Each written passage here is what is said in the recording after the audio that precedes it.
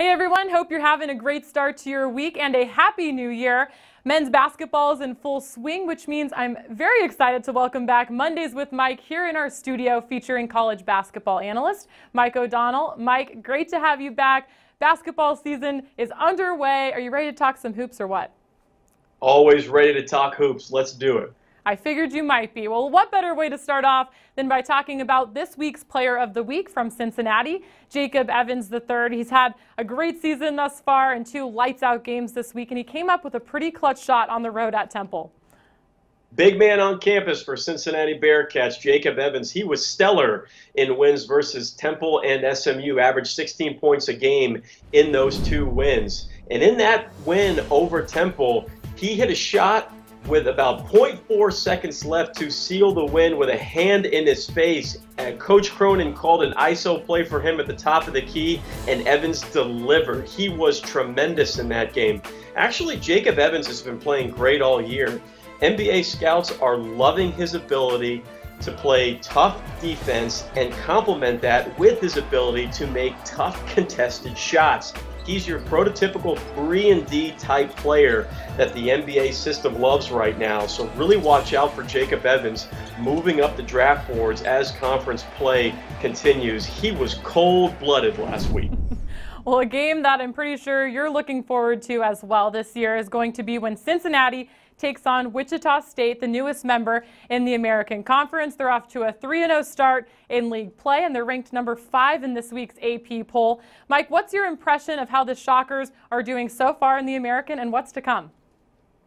Before Wichita State even came into the American Conference, they were always one of my favorite teams to watch. I like to compare them to the San Antonio Spurs. They had that same type of consistent winning culture that so many programs, administrators, and coaches crave to have. I love this Shockers team. They are built for a deep run in March.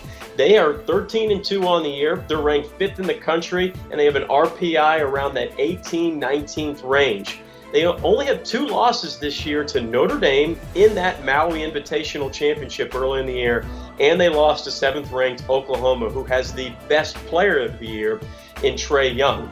But they have strong wins over Marquette, at Baylor, and at Oklahoma State. Those are great resume wins leading into mid and late March. No bad losses on the resume. Starting conference play 3-0. They beat UConn at UConn. It's still difficult to beat the Huskies in stores, so that's a huge win coming out of the gate. And they had dominating wins over Houston and USF. Wichita State is exactly who we thought they were going to be. One of the top teams in the country that's only going to play better as the season progresses. Well, you mentioned the Wichita State resume, and here we are in conference play, and as we get closer to the NCAA tournament, we're going to be talking a lot about the wins and the losses and how tough this conference is. But what's also really tough is a lot of these teams' non-conference schedules. What wins from the non-conference side of things really stuck out to you this year from teams in the American? Well, overall, too, I think it's important to mention that the American Conference has 5 teams in the top 100 RPI. And that's really important because that means coaches have scheduled appropriately to set their teams up for success, not just in conference play, but in non-conference play when the selection committee is looking at good wins or bad losses or good losses. And so I thought coaches did a great job of setting their teams up for success. Wichita State, like I just mentioned, has a huge 2 wins at Baylor, at Oklahoma State. Both those Big 12 wins are going to be really good come late March. Cincinnati has a big win at UCLA, who is actually playing really good ball right now. UCLA is an RPI 45 ranked team. UCF has a big win at Alabama, who was 25th in the country in December at the time that they got that win. Alabama will be one of the top teams in the SEC. And Temple started off the year really hot. They had wins over 2 top 25 teams in Auburn and Clemson. Now, Temple has sputtered here in conference play, but they have the ability to rattle off multiple wins in a row. SMU also has a monster win. They beat the #1 team in the country at the time in the Arizona Wildcats. And Arizona, even though they kind of sputtered in that battle for Atlantis, they've worked their way back into the top 15. That's still a very good team in the Pac-12. And SMU also has another really great win over USC. So the American Conference teams were really set themselves up for success in the non-conference play, and they proved that in the months of November and December. Well, we kind of hear you talking about some of those teams that were projected to finish near the top of the conference in the preseason. But who is maybe a team that has stuck out to you so far, maybe slid under the radar, or maybe somebody we didn't expect to pick up some of these wins? Who's impressed you that maybe everybody isn't talking about quite yet? We got to slide on down to the Big Easy in New Orleans for Mike Dunleavy's Tulane Green Wave. They've been great this year. One of my favorite teams last year in the American Conference. I thought they were going to get even better this year. I didn't think they were going to be this good. An unbelievable turnaround from last year to this year. The Green Wave are 11-4 on the season. Already a 5-win improvement from last year. That's tied for the best win improvement nationally. They've won 2 out of their last 3 conference games, beating Temple at Temple, and pulled off a massive upset win over the SMU Mustangs at home. One of the main reasons why Tulane has been so good this year is that they have one of the best wing combinations in the American Conference.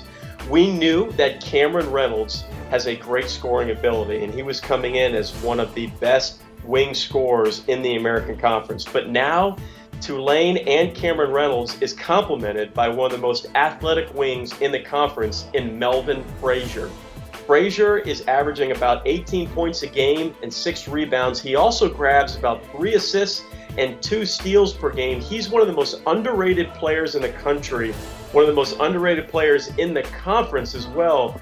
I love watching Melvin Frazier play for his skill, and he has one of the best haircuts in the nation. Huge fan of what Melvin Frazier's doing nowadays with the hairdo. Well, you know what? Look good, feel good, play good, right, Mike? You know all about that. Yeah, well, I've played good, but I've never actually looked that good before. So well done, Melvin Frazier. All right, all right. Well, moving on, a fun segment that we're going to be doing here on Mondays with Mike is kind of speculating here early on and talking about some of the favorites to be named the Player of the Year come the end of the season. And this week, we're going to take a deeper dive into Rob Gray Jr. from Houston. He was a first-team preseason all-conference selection. Mike, what do you like about Rob Gray? What's he doing so well this year? And why could he kind of claim that honor come the end of the season?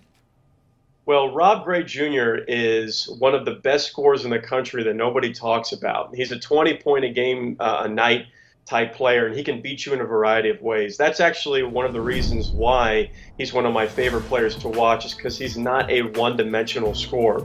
He can beat you off the dribble, he can beat you at the rim, and he shoots close to 38% from the three-point line.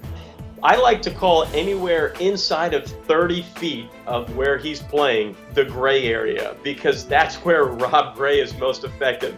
Anywhere inside of 30 feet, he's got the green light. I love his ability to score in traffic, and he is going to be a player to watch as preseason Player of the Year looms in the American Conference. Well, speaking of Rob Gray, Houston has a couple good games on their schedule this week. But Mike, as we look ahead to this week's conference schedule, what are some games that stick out to you that could maybe have a major impact here come towards the end of the season? Well, we talked a lot about Wichita State at the beginning of the year and starting off conference play 3-0, but this is a trap game coming up for them on Saturday. They go to Tulsa, and Tulsa is started out conference play 3-0, and this is a very good Golden Hurricane team on the road, and that is a tough place to win. So Wichita State and Greg Marshall have to be ready to go. A couple other games you really need to look forward to. Tomorrow night, Tulane plays at Memphis. Why are we talking about Tulane at Memphis? And that's because the Green Wave are 2-1 in conference play. Memphis is 1-2, and Memphis is really struggling offensively. They're doing a good job defensively and a decent job rebounding, but they need to be able to guard the perimeter of the Green Wave, and Memphis cannot start out 1-3 in conference play. But that's a coaching duel. Mike Dunleavy versus Tubby Smith. I love that matchup when it comes to the coaching perspective. And then also look to Wednesday night as well. UCF travels to Storrs to face UConn. That's a big game to watch because UCF has been without B.J. Taylor essentially for the entire year. He only played one half of basketball for the UCF Knights. and UCF has been grinding out games in the 50s and 60s. They're playing good in conference play, but when you add B.J. Taylor to the mix, this is a perennial top 25 team. So with B.J. Taylor coming back for the UCF Knights versus UConn in Stores, you need to be careful if you're UConn, because you have all this scouting tape on who UCF is right now, but then you add in B.J. Taylor, who is a preseason first-team all-conference guard and one of the toughest guards in the country physically.